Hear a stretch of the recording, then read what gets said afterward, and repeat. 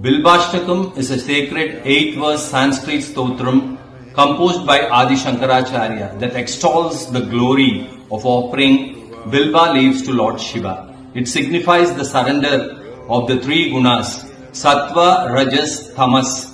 the three eyes of Lord Shiva, and the destructions of sins accumulated over 3 births. Tridalam Trigunakaram Trinetrancha Triyayudham Trijanma Papa Samharam Ekabilvam Shivarpanam Trishakair Bilbapatrancha Ashidrai Komalai Shubhai Tava Pujam Karishyami Ekabilvam Shivarpanam Dandikota Sahastreshu Tilaparvata Kotayaha Kanchanam Shailadhanena Ekabilvam Shivarpanam Kashi Kshetra Nivashancha Kala Bhairav